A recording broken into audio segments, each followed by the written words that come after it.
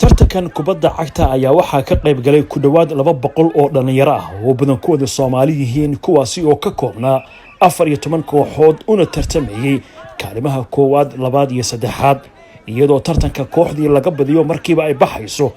waa mid ka mid ah barnaamijyo dhalinyarada looga jihaynayo dambiyada ka dhexdhaca kuwa ay geystaan isla markaasna qaar kale oo horey ugu jiray looga saari lahaa maxamad weyn leh ilaahayga noo suurtageliyo inaan isku keenno 200 oo ciyaal ah oo London geeseeda daafeeda ka wada yimaadeen oo cayaareen cayaartii toodmeentigii saaxiibtinimada ahaa igaalka markay u daalaan lama qaldi karo ma tagi doonaan meel qalad ah ma tagi doonaan saaxiib xun ayaga ayaa maanta waxay isku noqdeen tiimam waaweyn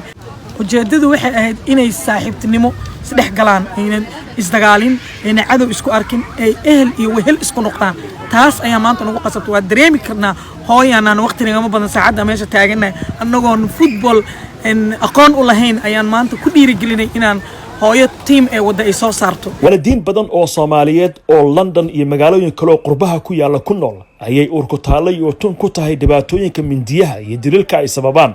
arrinkaas oo haatan dalkan UK ka noqday min baarlamaan iyo guri arrin aad loo hadalhayo maadaama sanadkan aynu ku jirno ee kala barka ah in ka badan 70 qof oo badan dhalinyaro lagu dilay mindi Xalima Saacdiya waxay ka mid tahay hooyooyinka Soomaaliyeed ee tartankan yimid waa hooyo wiilkeedii uu mindi galiyay 2 qof ajnabi ah isla markaasna dambigaasi awgiis loogu xukumay 10 sano waxay u joogtaa goobtan inay wacyigelin ugu samayso wiilashan ciyaarta ka qayb qaadanaya ee asaaga wiilkeeda ah waxay kaloo fariin hawada u marinaysaa waalidiinta Soomaaliyeed ee dalkani ku sugan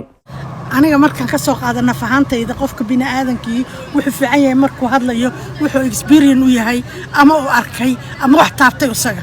waxaan dareemayaa xanuunka hooyada taabanaya ama aabbaaba ama waalidiintaba xanuunku soo taabtay aniga saas oo kale wiilkaygu lama dilin laakiin isaga wax dilay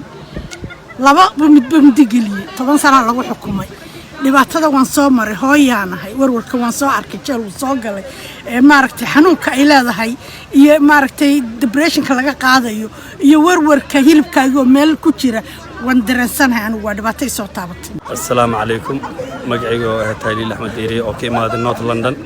oo amaanta team watay oo meeshan toolmad fiican lagu qabtay oo Soomaalida ilmaha yariiskaas dhaxgalkooda nabadooda ciyaarahooda wuxuuna la isku keenay ee maanta meesha ciyaar fiican ka dhaceen oo Soomaalida la isku keenay oo habi laga wada dhigay ilmaha yariiska oo wixii dhibaha oo dhan aan ka soo wadnay oo meeshan wada keenay oo ma sha Allah ciyaar fiican maanta ka dhacday meeshan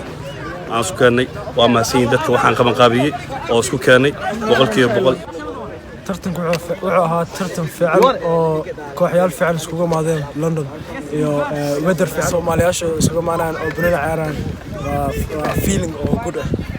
waxa la quudarinayaa waxa weeye si dadaalka halkan ka socda iyo kuwa kale oo qayb ka yihiin waalidiinta ururada bulshada rayidka ah iyo hay'adaha dawladdu ay wax uga qaban karaan dhibaatadan ciyaarahan ayaa ugu dambeyntii waxa isugu soo baxay 2 kooxood oo ka kala dhisan London iyo Birmingham